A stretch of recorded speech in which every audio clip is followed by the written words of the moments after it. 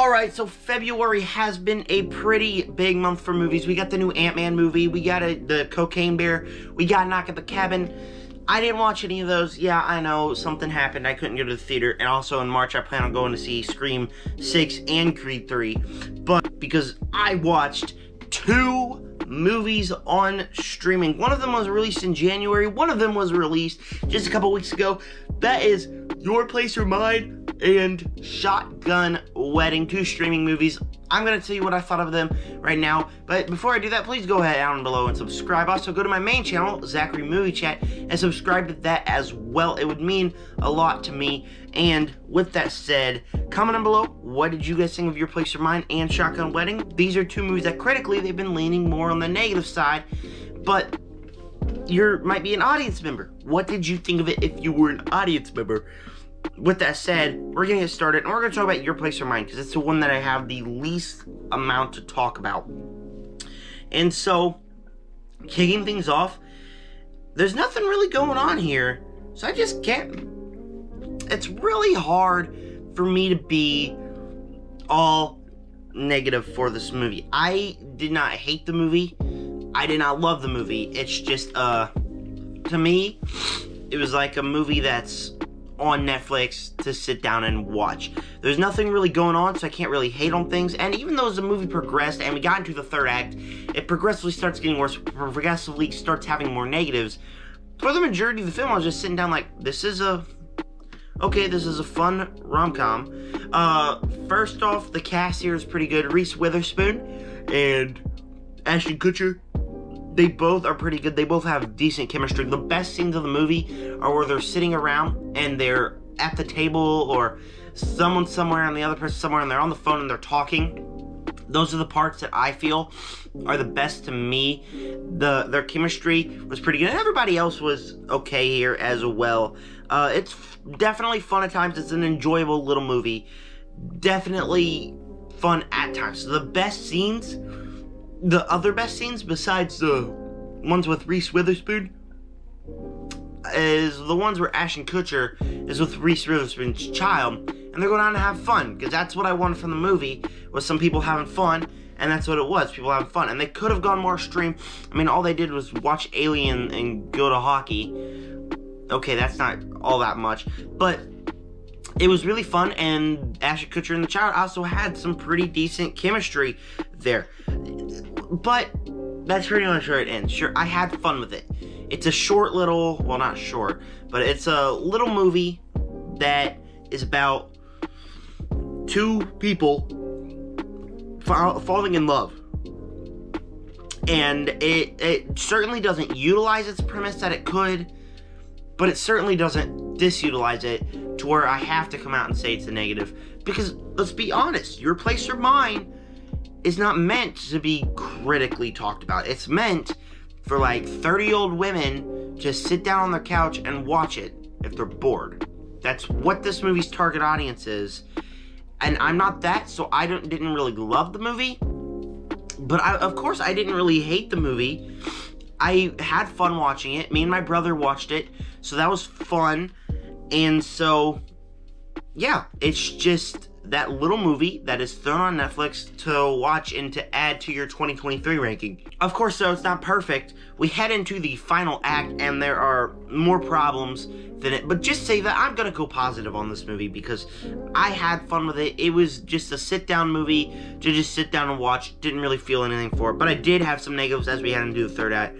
First off, it's a bit too long. 90 minutes would have served this movie well. Instead, it's another one of these Netflix movies that is stretched out to an hour or 2 hours.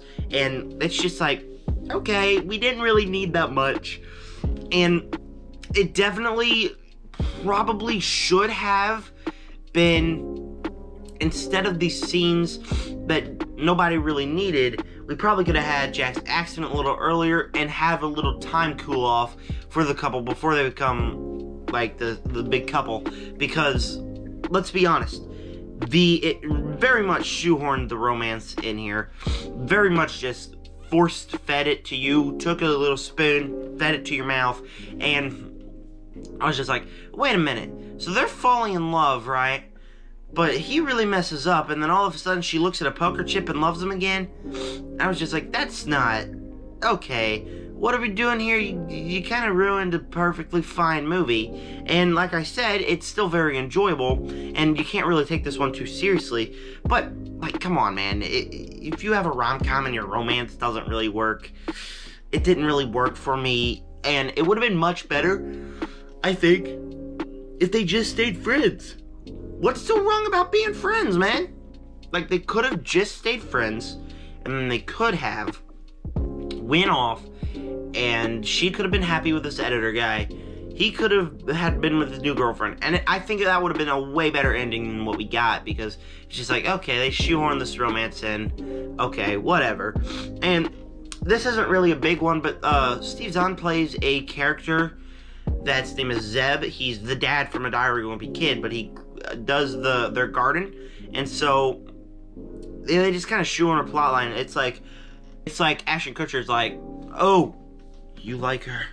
I'm gonna beat you up, and then 5 minutes later we completely forget about the plot line. And so writing notes for this video, I watched this last night, and I sat down this morning and I was like, okay, I feel like I'm missing, oh yeah, Zeb exists in this movie, and so I had to put him in there.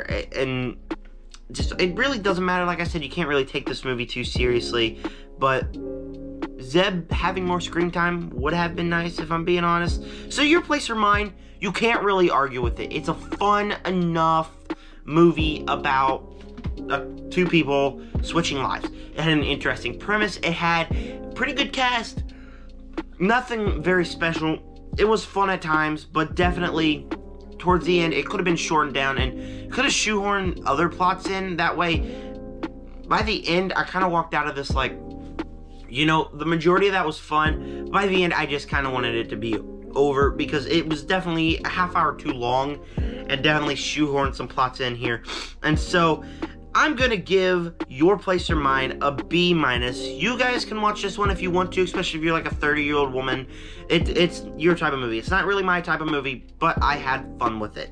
Let's move on to Shotgun Wedding, my favorite movie of the year. Yes, that's right. I've seen 5. I've seen Shotgun Wedding, Megan, Sick, Your Place or Mine, and We Have a Ghost. And by far, Shotgun Wedding is my favorite of the year. I really love these plots. The plot of this movie is about a couple, and they're about to get married, but they start to go through a breakup and get worried that they don't want to get married, and so all of a sudden these pirates attack, and they gotta band together to save all the hostages and save everyone. Does this sound like literally every single Die Hard knockoff movie? Yeah. Do I love Die Hard knockoff movies? Yes, I do. We had one last year, Violent Night, and it's very good, very fun. And this movie, if you think about it, basically another Violent Night. I mean, you got these characters taking down the bad guys. You got them doing fun kills. Then you got the hostages being watched, where they all have funny interactions. It's basically Violent Night. And obviously, I really enjoy Violent Night, and so this is nowhere near close to Violent Night, but I did have fun with it. Getting started with some of my positives here, the cast here is pretty good. We got Josh Duhamel, and we got Jennifer Lopez here, and they weren't the real highlights here for me. Definitely, they did have some solid chemistry, but I definitely think it would have been better, because Wikipedia says that Josh Duhamel's character was intended for the Ryan Reynolds.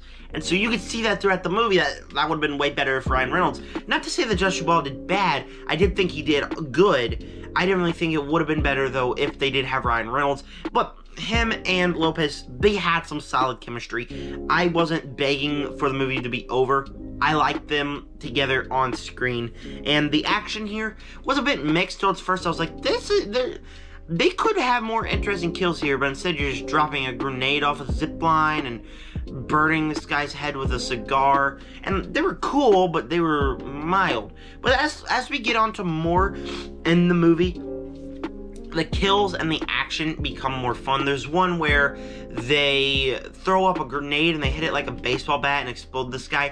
That was a very fun scene to watch. There's the one where the main guy gets killed by flying into a helicopter rotor, and it finally gets gory. Now, it's like this movie was afraid to be rated R, and that was a problem for me, because you didn't really have to be afraid to be rated R. You could have been rated R, and it could have worked perfectly, but you are rated R, but you decide to make it look PG-13. You just have a couple F-bombs in there, which weren't even really necessary, but you sit back and you're like, this could have been rated R, but you could have added more gore. So there's barely any gore. Instead of like having a grenade throw and then you just see smoke, you gotta have blood pop. The only gory part was where he got sucked into the helicopter, and that's why it was so good. I was like, holy crap, they did that. And so they definitely could have been not less afraid to make this movie rated R, but it got rated R, but like, it doesn't feel like a rated R movie. It should have been more gore, and that's a negative for me. The story here, obviously, I will always enjoy a little Die Hard story where the people are captured, everybody else is they're trying to stop these pirates, and it's basically like every single other movie like this, like we already said, and I always enjoy movies like that. Sure, they're predictable, but they sure are fun. Here, I do have to talk about one certain actress, though. One certain actress that I absolutely loved in this movie, Jennifer freaking Coolidge. Jennifer Coolidge is amazing. She's always like one of the actresses that I think gets way too much hate, I believe, but she was just absolutely funny. She plays the idiotic character, but when you sit back and you think about it, she actually has some really funny lines. There's this one line where the pirates are like, all right, Robert, where's Robert? And he's not going to answer, right? And so she goes, Robert, they're calling you. And it's just absolutely hilarious. She, I think, carries this whole movie for me. I was dying laughing on the majority of her scenes. That's why she was wasted and We Have a Ghost, because she didn't really have much to do going on. But she was really funny in this movie. I really did enjoy her. And like I said, the movie's funny, not only because of her, but the movie's genuinely funny. When you get into movies like this, you sit back and you expect it to be like, wait a minute. These movies aren't really supposed to be funny. They're just streaming movies on Amazon Prime. This movie is flippin' hilarious, I think. I really had fun watching this movie. I really laughed a lot. The jokes really worked. The story really worked. Everything really worked about this movie. And even though it's a predictable plot, you know what's gonna happen, I still really enjoyed it. I still definitely had fun watching this movie as one of these predictable, shotgun wedding, fun movies. I definitely enjoyed this one. There was one big negative here that really did impact my love for the movie. The villains are absolutely freaking forgettable. You sit back and you're like, okay, these villains, where's the villain gonna come in? And then we get into this plot where this one of the hostages turns out to be the main villain. I sit back and I'm like, that really doesn't make sense. Well, it really does make sense. I predicted that a long time ago, but why would you do that right now? Why not just introduce it first? Because it just makes the movie longer and it's very unnecessary. And then the villains are just like, we're pirates and we want money. The thing that worked about Violent Night was that it's very fun, but we also get these pretty unforgettable villains. I really like John Leguizamo in that movie. But in this movie, we just get, oh, I'm a villain, I'm gonna shoot you down. And I just sat back, I was like, okay, we could have had better villains here. But that really doesn't shake I didn't love this movie. I definitely enjoyed it. It's one of my favorite subgenres to come to, and so Shotgun Wedding was very fun. And so Shotgun Wedding for me is going to get a B+, and I think, especially if you're in a couple, if you're married or something, sit down, watch this movie with your girlfriend or your wife or something. It's very fun, it's very enjoyable, and I definitely had fun watching with my brother. That was my reviews for these. Please make sure to subscribe to more ZMC. That would mean a lot to me. I have a lot of other videos coming on my main channel. Tomorrow is March 1st, which means I got a pile down there. I'm going to talk about everything I picked up and everything I watched. That's on my main channel. I'm very excited to share that to you. Then I'm going to see Creed 3 next week. Then I'm going to see Scream 6 the week after that. I got a lot of videos coming. With that said, subscribe, join the Nerd Army. Peace out.